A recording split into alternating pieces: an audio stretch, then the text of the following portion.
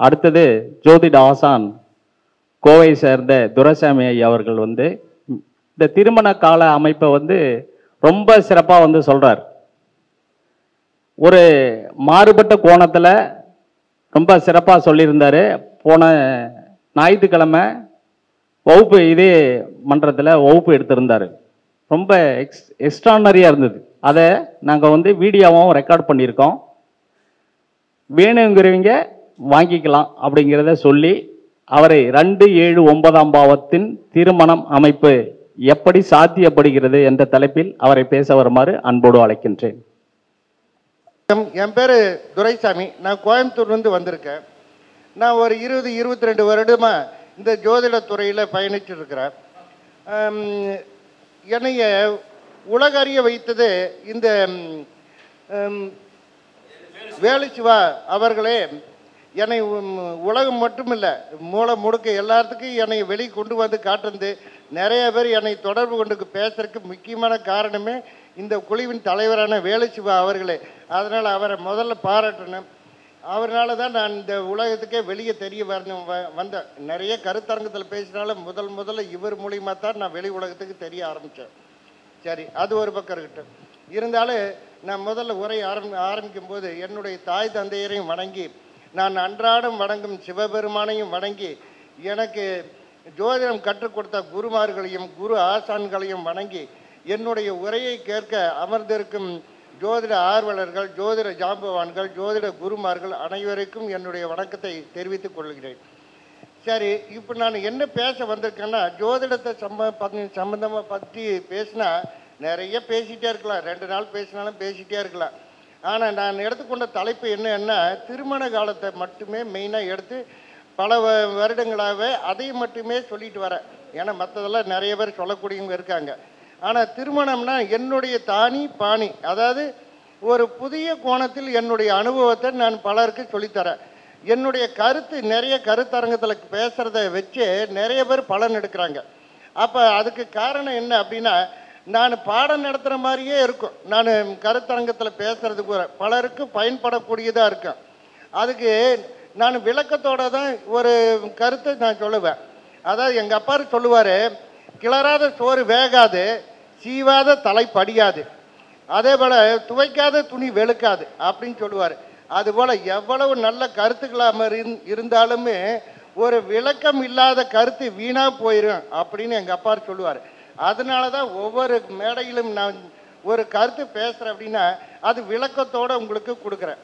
சரி, இன்னைக்கு எடுத்துக்கொண்ட தலைப்பு என்ன அப்படின்னா, ஒருவருக்கு திருமண காலம், அந்த திருமண காலம் நிலைச்சு நிற்குமா நிலைக்காதா, அந்த திருமண காலம் முதல்ல எப்போ நடக்கும் அப்படிங்கிறது இது நிறைய பேர் சொல்லுவாங்க. அதே மாதிரி திருமண பொருத்தம் நிறைய கிளாஸ் போடுவாங்க. நானும் நிறைய கிளாஸில் போய் அட்டன் பண்ணி பார்த்தேன்.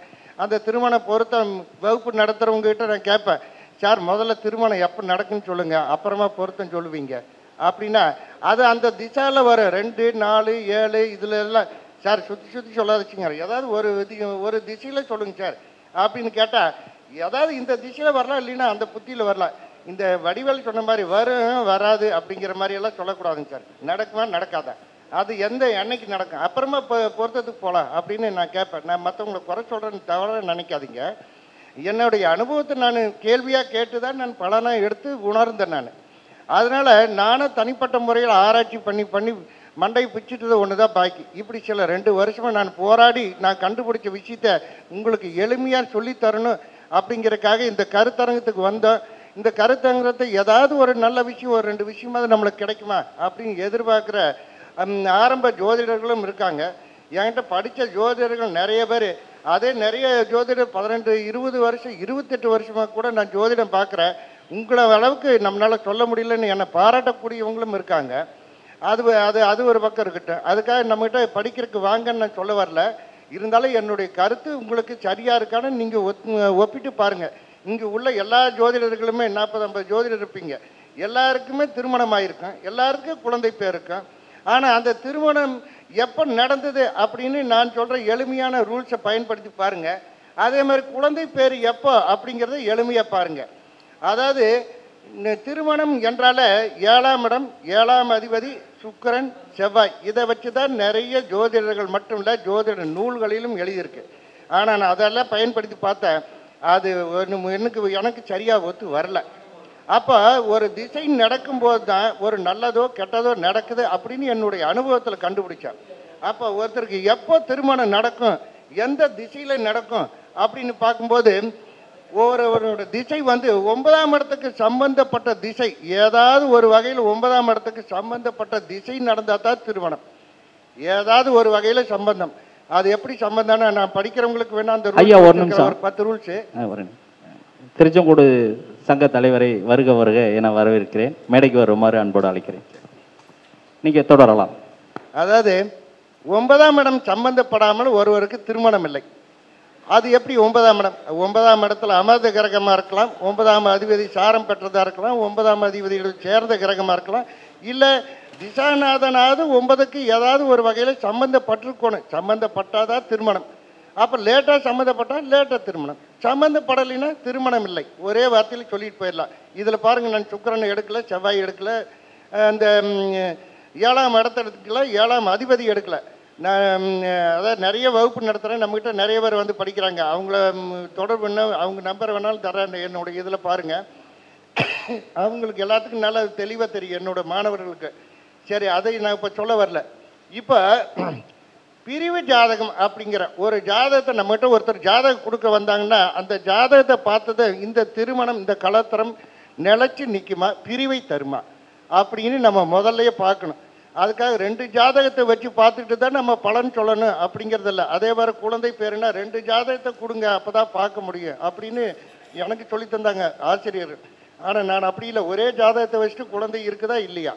அப்போ ஒரு கணவனுக்கு குழந்தை இருக்குன்னா அப்போ மனைவிக்கு இருக்குது, மனைவிக்கு இல்லைன்னா கணவனுக்கு இருக்காது. அப்படித்தானே ஒரு இணைவு சேரும். அதுதான் என்னுடைய அனுபவத்தில் நான் உணர்ந்தது, மற்றவங்களுக்கு உணர்த்திட்டு இருக்கிறேன். சரி, இப்போ நான் பாடமாக நடத்த வரல. ஒரு உதாரணத்துக்கு ஒரு 2-3 ஜாதகத்தை போட்டு பிரிவு வரக்கு என்ன காரணம் அப்படின்னு நான் சொல்கிறேன். ஒரு திசை நடக்கும்போது 9க்கு சம்பந்தப்பட்டால் திருமணம் நடக்குது.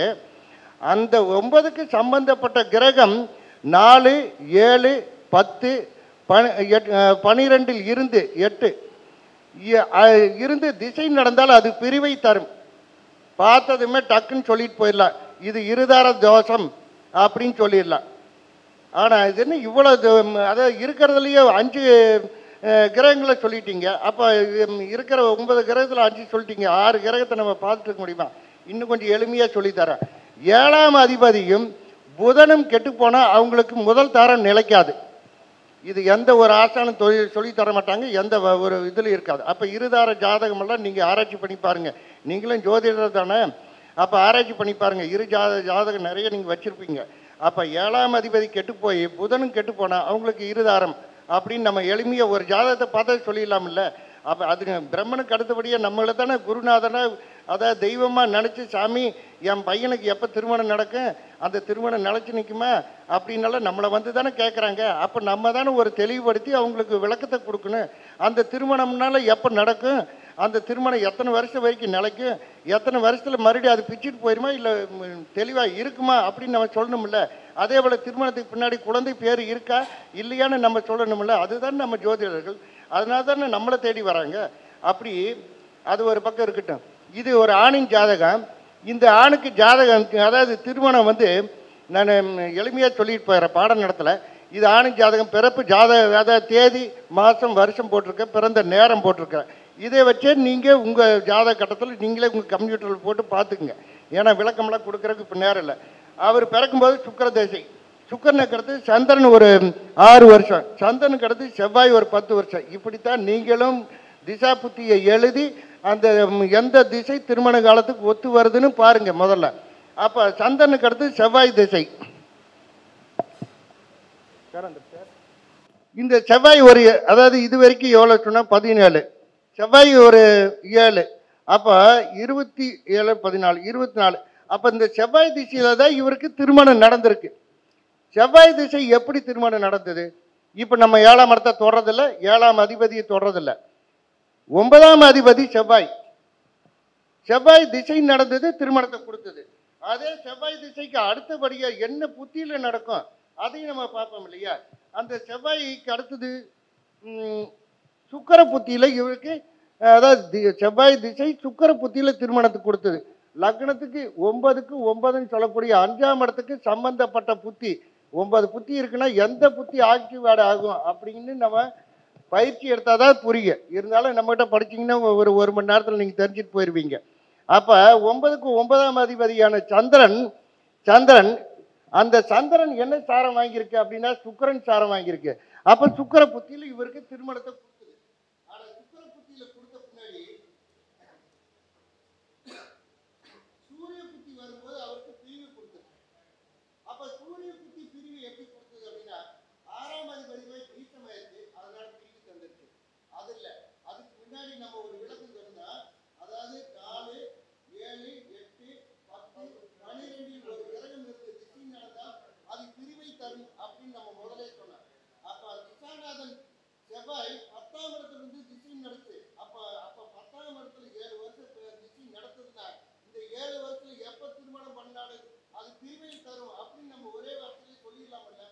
அதை விட்டு போட்டு ஒரு சில ஜோதிடர் சொல்லுவாங்க, இல்லைங்க போன 2 வருஷத்துக்கு முன்னாடி திருமணம் நடத்திருக்கலாங்க.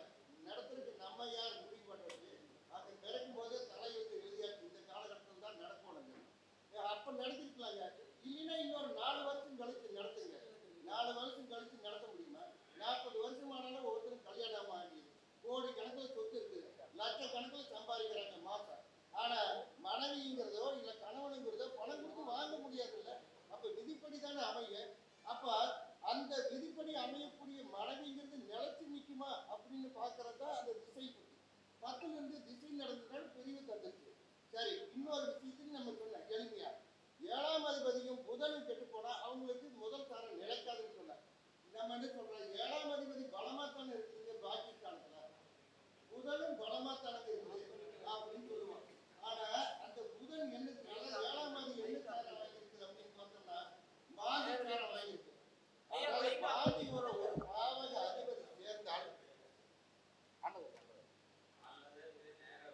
மாதியோட ஒரு பாவக அதிபதி சேர்ந்தால் அந்த பாவகம் அழியும், இல்லைன்னா பிரியும். இது நல்ல ஞாபகம் இருக்கு. ஒண்ணு இல்ல, இப்ப 7ஆம் அதிபதி மனைவி மாந்தி கூட சேர்ந்தா ஒண்ணு அழிஞ்சிருக்கணும், இல்லைன்னா பிரிஞ்சு போயிடும். அப்ப மாந்தியா இங்க தொடர்படுத்துவீங்க அப்படிங்கிறதுக்காக சொல்லுவார்.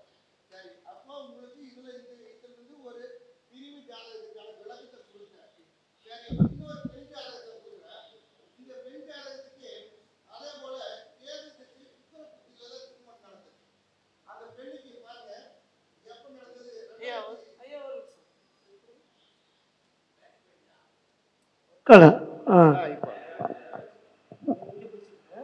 ஹலோ, அதாவது ஒரு ஜாதகத்துல சனி பகவான் இருந்தா ரொம்ப லேட்டா திருமணம் நடக்கும். இதைத்தான் நான் படித்தேன், எனக்குன்னு சொல்லி தந்தாங்க. ஆனா அப்ப லேட்டா நடக்குன்னா நம்ம கேள்வி கேட்கறது இல்லை. லேட்டானா எப்போ நடக்குங்க? ஒரு 2 வருஷம் நடக்குமா, இல்லை 4 வருஷம் நடக்குமா? அதை சொல்லுங்க. அதை விட்டு போட்டு பொதுவாக லேட்டாக நடக்கும், தாமதமாக நடக்கும். இது சொல்றதுக்கு நல்லா தான் இருக்குங்க. ஆனால் தெளிவாக சொல்லுங்க, எந்த வருஷம் இல்லை எந்த மாசத்துலன்னு சொல்லுங்க. ஏன்னா நம்மகிட்ட விஷயம் இருக்கிறனால தான் இந்த கேள்வி கேட்குறேன். ஆனால் விஷயம் இல்லாத நீங்கள் கேள்வி கேட்டால் தான் பலன் அறிஞ்சிக்க முடியும். இப்போ அந்த பெண்ணுக்கு 7, அதாவது 7ல் சனி இருக்குது, அதனால் திருமணம் லேட் ஆயிரும் அப்படின்னு ஒரே வார்த்தையில் சொல்லிடாதீங்க. அதாவது அதே போல் ஒரு மாற்றத்தை கொடுக்கும் அப்படின்னால சொல்லிடாதீங்க. எப்போ அந்த திசை சம்மந்தப்பட்டால் திருமணம் நடக்கும் அப்படின்ட்டு போங்க. என்னுடைய ரூல்ஸை ஃபாலோ பண்ணுறதுக்கு நான் ஒவ்வொரு கருத்தரங்கத்தில் பேசுகிறத கேட்கறதுக்குன்னு நிறைய ஜோதிடர்கள் காத்துட்ருக்குறாங்க. இப்போ நான் பேசுகிறத கூட எத்தனையோ பேர் எதிர்பார்த்துட்டு இருப்பாங்க. எனக்கு ஜோதிட நண்பர்கள்லாம் யாரும் கிடையாது, ஜோதிட குழு எனக்கு கிடையாது. ஆனால் கருத்தரங்கத்தில் பேசுறது மட்டுமே பயன்படுத்தி நிறைய பேர் பயனடைகிறாங்க. நீங்களும் பயனடைங்க அப்படிங்கிறதுக்காக சில விளக்கத்தை ஒரு 2-3 ஜாதகத்தை போட்டு உங்களுக்கு கொடுக்குறேன். இந்த பொண்ணுக்கு 22 வயசுலயே திருமணம் நடந்தது. ஓ, செவ்வாய் இல்லையா? சரி,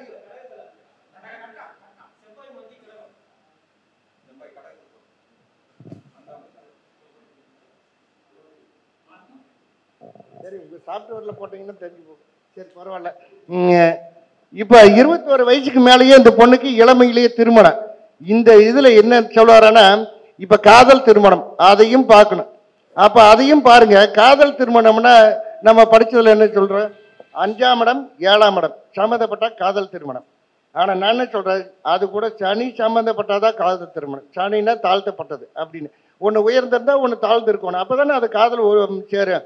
அப்போ 7ஆம் இடத்தையும் சனி 5ஆம் இடத்தையும் சனியையும் எப்படி தொடர்பு படுத்தி பார்க்கணும் அப்படின்னு பாருங்க. இந்த லக்னத்துக்கு 5ஆம் அதிபதி குருவா, 7ஆம் அதிபதி சனி பகவானா? அந்த சனி பகவான் அந்த குருவை பார்க்குதா 10ஆம் பார்வையா? அப்போ காதல் அதுலேயே சனி சம்மந்தப்பட்டுருச்சா? இப்படி ஒரு பக்கம் இந்த பெண்ணுக்கு காதல், நான் பையனுக்கும் காதல் இருக்கணும்ல, வரப்போகிற பையனுக்குமே, அதையும் இது லக்கமாக வச்சுங்க. இதுக்கு 5 கூடிய புதனா 7 கூடிய சூரியனா ரெண்டும் சேர்ந்து இருக்குதா? இப்படி 2 பக்கம் பார்க்கணும். ஒரே ஜாதகத்தை வச்சு 2 பக்கம் பார்க்கணும். ஒரு பக்கத்தை பார்த்துட்டு காதல் திருமணம் அப்படின்னு சொல்லிடக்கூடாது. அப்போ அது கூடவே சனி பார்க்குதா? இந்த 5 7 கூடையவனை சனி பார்க்குதா? அப்போ காதல் திருமணம்னு சொல்லலாமா? சரி, இது ஒன்று. இப்போ இந்த பெண்ணு பிறக்கும்போது சனி திசை, ஆனால் கேது திசையில் தான் திருமணத்தை கொடுத்தது. கேது அதை நம்ம 7ஆம் இடத்தை எடுக்கல, 7ஆம் அதிபதி எடுக்கல, சுக்கிரன் எடுக்கல, செவ்வாய் எடுக்கல. 7ஆம் அதாவது 9ல் கேது, கேது திசையில திருமணத்தை கொடுத்தது.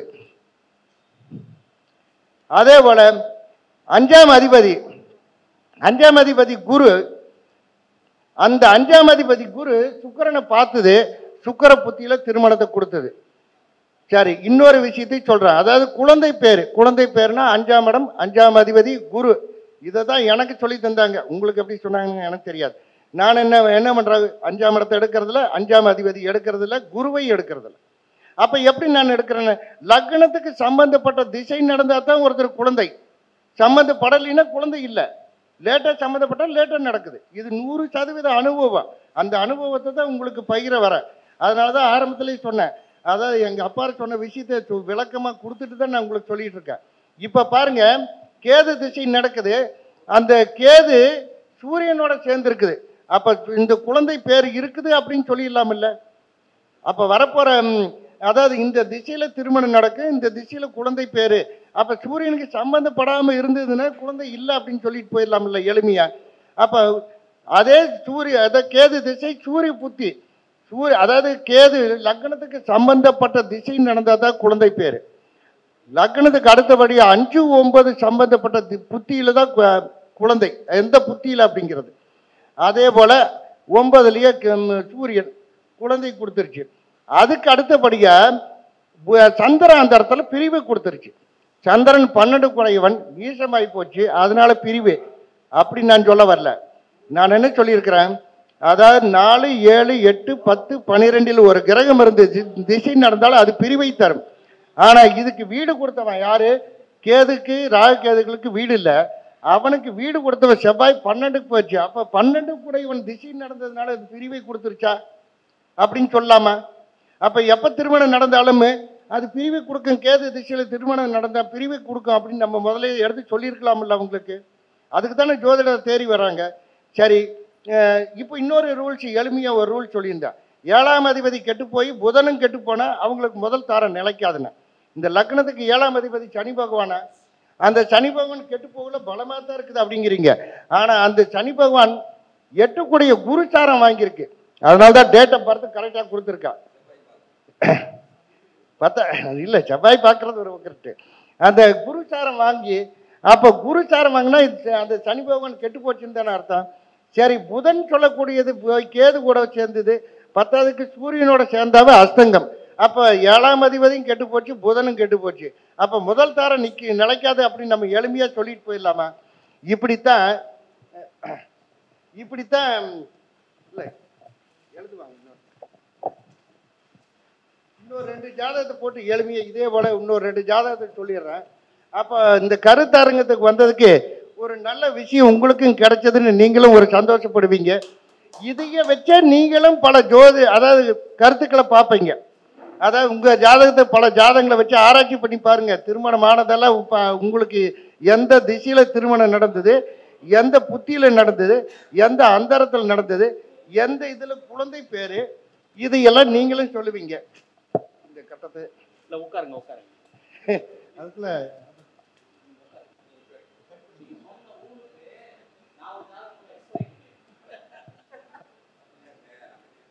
மைக் கொடுங்க, நீங்க உட்காருங்க.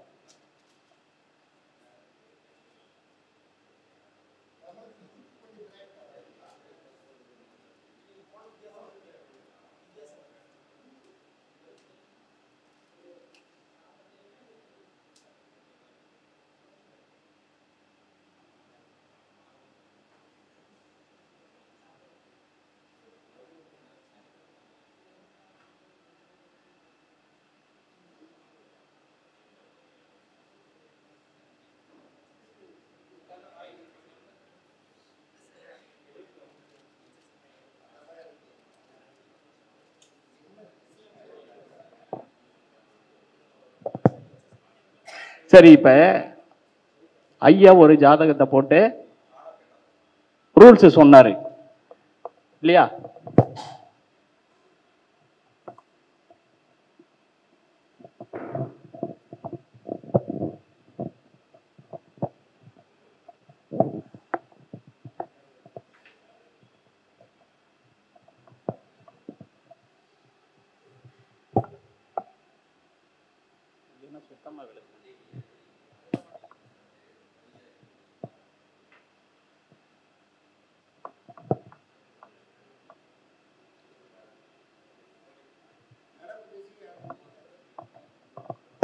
தசையே வேண்டாம், கட்டத்தை பார்த்த உடனே அவர் ரூல்ஸ் அப்ளை பண்றோம் பாருங்க.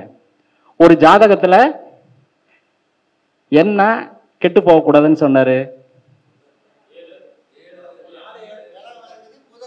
7ஆம் அதிபதியும் புதனும் கிடக்கூடாது. அதான ரூலு. அப்படி இருந்தா முத தாரம் நிக்காது. அதான ரூலு. இப்ப இந்த ஜாதகத்துல பாருங்க, 7ஆம் அதிபதி யாரு? 7ஆம் அதிபதி யாரு? செவ்வாய். 8ல போயிட்டாரா? புதன் 9, 12 குடியவன் வக்கரமாயி சூரியனோட சேர்ந்துட்டாரா? நிக்காது. சரி, 2வது நிக்குமா அப்படின்னு பாத்தீங்கன்னா, இல்ல, 2வது என்ன, 2வது வீட்டுக்கு, அதாவது 2ஆம் தாரத்துக்கு எந்த பாவத்தை எடுக்கணும்? 9ஆம் பாவத்தையும் புதனையும் தான் எடுக்கணும். அங்கேயும் 9ஆம் பாவத்தையும் புதனையும் தான் எடுக்கணும். அப்படி பார்த்தாலும் இவருக்கு 2ஆம் தாரம் நிலைக்குமா? நிலைக்காது. சரி, 3ஆம் தாரம் நிலைக்குமா? அப்ப 3ஆம் தாரம் எந்த பாவம் எடுக்கணும்? 11 எடுக்கணும். 11ல யார் இருக்கிறா? கேது இருக்கிறார். கேது இருக்கிறதுனால நிலைக்குமா? அந்த வீட்டு பதிபதி யாரு? சுக்கிரன், இந்த சூரியன். அவன் போய் பரணி சாரத்துல உட்காந்துருக்கான். நிக்குமா? நிக்காது. அப்ப எத்தனை தாரம் கட்டுனாலும் நிக்காது அப்படிங்கிறதுக்கு இந்த ரூல் அப்ளை ஆகுது. சரியா? இத நம்ம வாழ்க்கையில ஒரு ரூலை சொன்ன உடனே நம்ம பார்த்த ஜாதகம் நம்ம மைண்ட்ல நிக்கணும். அப்படி நின்னாதான் அந்த ரூலை நம்மளால அப்ளை பண்ண முடியும். இதே மாதிரி ஒரு 4 ஜாதகத்தை போட்டு அந்த ரூலை உங்க மண்டையில ஏற்றி வச்சுக்கிட்டீங்கன்னா வந்த ஜாதகம் உடனே, ஒரு ஜாதகத்துல 7ஆம் அதிபதி எப்படி இருக்கான், புதன் எப்படி இருக்கிறான், சரி அவனுக்கு 9, 12 கூடியவன் எப்படி இருக்கான், அடுத்தது 11 எப்படி இருக்கிறான், இவனுக்கு நிக்குமா நிக்காதா, வர்ற திசையை பாருங்க. பார்த்த உடனே கட்டத்தை சொல்றதுக்கு தான் ரூல் தேவை. தசா புத்தி நடக்குமா நடக்காதுன்னு சொல்றதுக்கு தான். நிக்குமா நிக்காதான்னு முதல்ல சொல்லணும். அதான் ஜோசியர். கட்டணம் போட்டு அடுத்த திசையில நடக்கும், புத்தியில நடக்கும், அதெல்லாம் சொல்ல முடியாது. நடக்குமா நடக்காது, நடந்தாலும் எப்படி ஆகும் அப்படிங்கிறது தான் சொல்லணும். இதுக்கு நான் உதாரண ஜாதகம் சொல்லிட்டேன். அடுத்த ஜாதகத்தை நம்ம போடுவோம். ஐயா விளக்கட்டும்.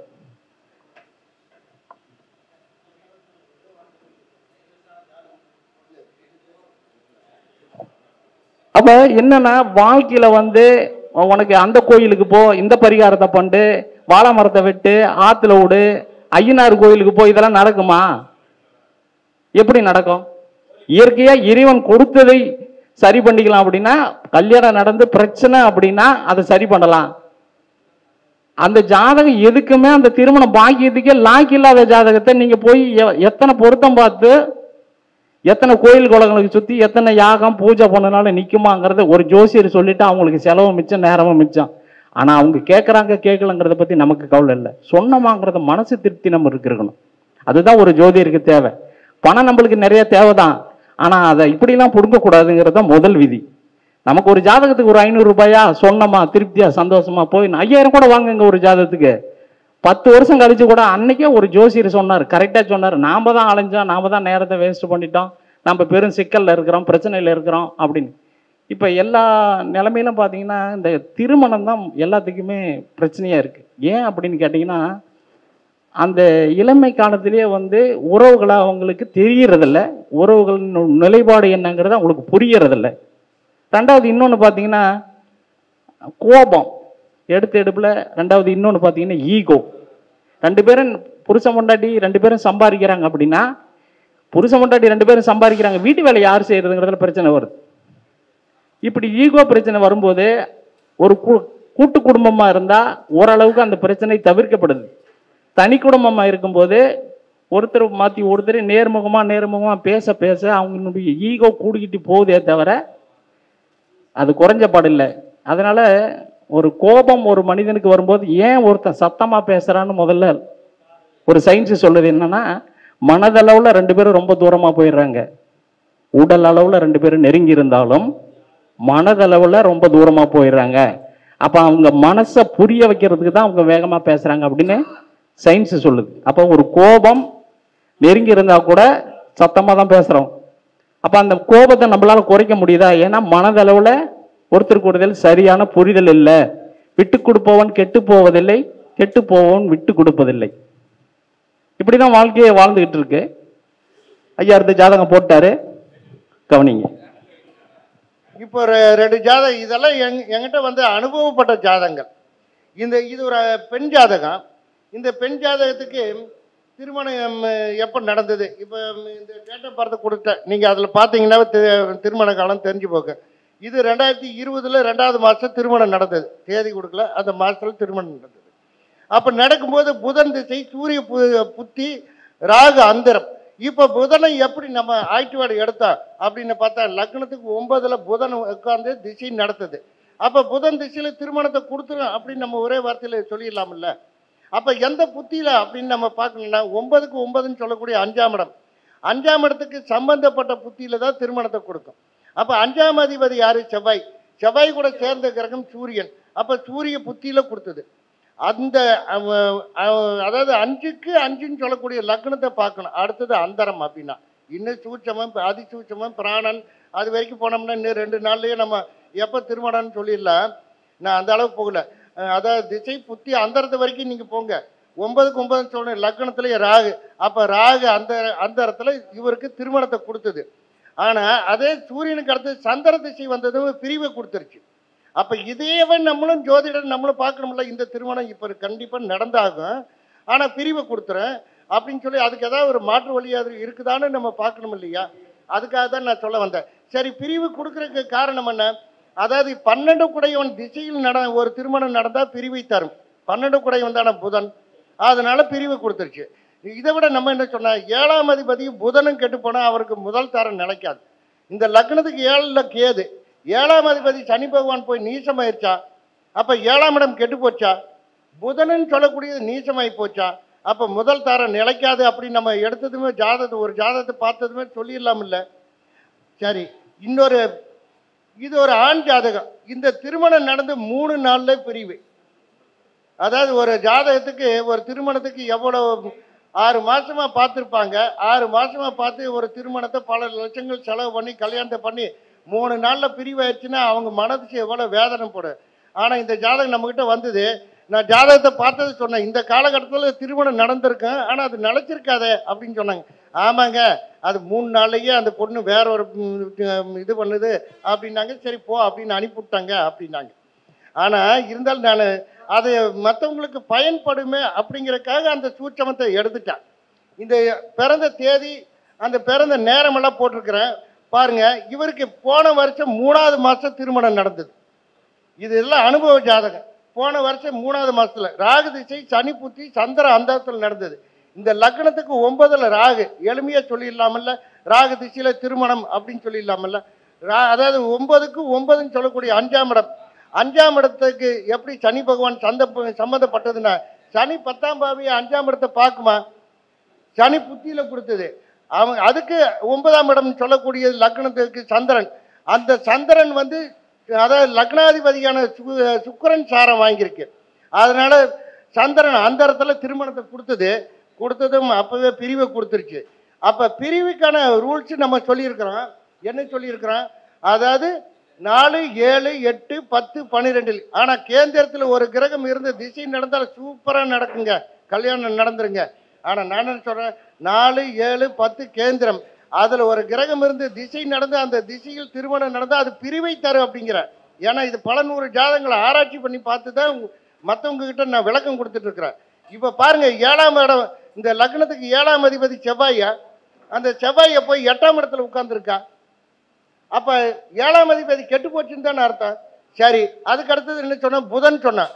புதன் போய் 10ல் உட்காந்து அது சூரியனோட சேர்ந்தாவே அஸ்தங்கம். அப்போ 7ஆம் அதிபதியும் புதனும் கெட்டு போச்சு. அப்போ முதல் தாரம் நிலைக்காது அப்படின்னு நம்ம எளிமையாக சொல்லிட்டு போயிடலாமா? இவ்வளோதாங்க பிரிவு ஜாதகத்தை எப்படி நம்ம பார்க்கறது, திருமண காலம் எப்போ பார்க்கறது அப்படின்னு நான் எளிமையாக ஒரு 4 ஜாதகத்தை வச்சு கொடுத்துட்டேன். இதை வச்சு நீங்களும் பல ஜாதகங்களுக்கு ஒப்பிட்டு பாருங்கள். என்ன நம்மகிட்ட கோல்டன் ரூல்ஸ்னு ஒரு 10 ரூல்ஸ் வச்சுருக்கிறேன். அந்த ரூல்ஸை மட்டும் உங்களுக்கு தரல, அது வந்து நான் படிக்கிற வகுப்பில் இருக்கிறவங்க தரேன். அந்த கோல்டன் ரூல்ஸில் என்ன தெரியுமா கொடுத்துருக்குறேன், விதிவிலக்கு அப்படிங்கிறதெல்லாம் கிடையாது. நிறைய நான் படிச்சதுல விதிவிலக்கு இருக்குங்க. அதுல பாரி இருக்கும் அப்படின்னு சொல்லி சமாளிக்கிறது. நம்ம கிட்ட சமாளிப்பெல்லாம் கிடையாது. உண்டுன்னா உண்டு, இல்லைன்னா இல்லை. அப்ப விதிவிலக்கு 10 விளக்கம் கொடுக்குறேன்னா அதுல ஒரு விதி சம்மந்தப்பட்டாலும் நடக்குது, லேட்டா சம்மந்தப்பட்டாலும் லேட்டா நடக்குது, சம்மந்தப்படலைன்னா இல்லை அப்படின்ட்டு போறது தான் நம்முடைய அனுபவம். அதே போல உடன்பிறப்புகளை நான் எப்படி தெரியுமா சொல்லுவேன், ஜாதகத்தை பார்த்துட்டு நான் சொல்லுவேன். இந்த துருவ கணிதமெல்லாம் வச்சு சொல்ல மாட்டேன். உதாரணத்துக்கு பாருங்க, லக்னத்துக்கு 11ஆம் அதிபதி, அதாவது துருவ கணிதம்னா 11ஆம் அதிபதியோ 3ஆம் இடத்துக்கு இளைய சகோதரமோ ராகு சாரம் வாங்கக்கூடாது, 6, 8, 12 கூடையவன் சாரம் வாங்கக்கூடாது. நீங்களே ஆராய்ச்சி பண்ணி பார்த்துங்க. அப்போ உங்க கூட பிறந்தவங்க எத்தனை பேருன்னு. சரி, இந்த ஜாதகருக்கு 11ஆம் அதிபதி குரு, குரு என்ன சாரம் வாங்கியிருக்குன்னு பாருங்க. அந்த குரு போய் ராகு சாரம் வாங்கியிருக்கு.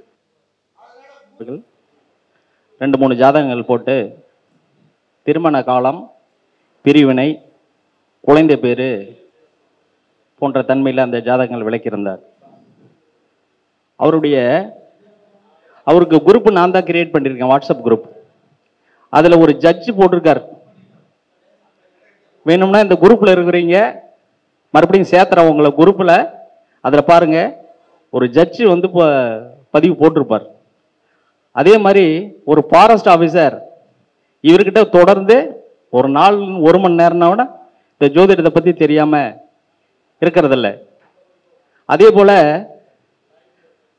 ஸ்டேட் பேங்க்ல ஒரு சீனியர் ஆஃபீஸர் ரிட்டையர் ஆகி எப்போதும் இவர் கூட தொடர்ந்து பயணிச்சுக்கிட்டு இருப்பார். வர சொன்ன இன்னைக்கு அவர் வரல, அன்னைக்கு வகுப்பு நடந்ததப்ப வந்திருந்தார். அப்படி அந்த ஸ்டேட் பேங்க்ல இருக்கிற ரிட்டையர் ஆன அந்த சீனியர் ஆஃபீஸர் என்ன பண்ணார்னா, இவர் பேசின ரெக்கார்டை அனைத்தையும் நீட்டாக நோட்டில் எழுதி ஃபைல் பண்ணி வச்சிருக்கார். அதை என்கிட்ட காமிச்சார் அன்னைக்கு, போன ஞாயிற்றுக்கிழமை. நானே ரொம்ப ஆச்சரியப்பட்டு போயிட்டேன். இப்போ நம்ம எத்தனையோ பேர்கிட்ட படிக்கிறோம், என்னென்னமோ பேசுகிறோம். எத்தனையோ பேர்கிட்ட படிச்சிருந்தாலும் அதெல்லாம் ஒழுங்குபடுத்தி வச்சிருக்கோமான்னு பார்த்தோம்னா இல்லை. ஆனால் ஒரு வீடியோ, இவர் பேசின வீடியோ அத்தனையும் ஒன்று விடாமல் எழுதி ஃபைல் பண்ணி வச்சிருக்கார். அவருக்கு அதை வச்சு அவருக்கு ஃபாரின் கிளைண்ட்லாம் வருது அப்படிங்கிறார் இவர் ஜோதிடம் சொல்லும் பொழுது. அப்போ இவர் யூடியூப்லேயே இவர் தூரம் விளம்பரம். அன்னைக்கு போன வாரம் ஞாயிற்றுக்கிழமை வகுப்பு நடந்தப்ப அவர் வந்திருந்தார். வர சொல்லியிருந்தேன், வரல. இருந்தேன்னா சான்றா உங்களுக்கு நான் அவரே பேச சொல்லியிருப்பேன் கொஞ்ச நேரம். அவருக்கு இப்போ கோவை துரைசாமி ஐயா அவர்களுக்கு திருச்செங்கோடு சங்க தலைவர் பொன்னாடை போத்தி கௌரவிக்குமாறு கேட்டுக்கொள்கிறேன்.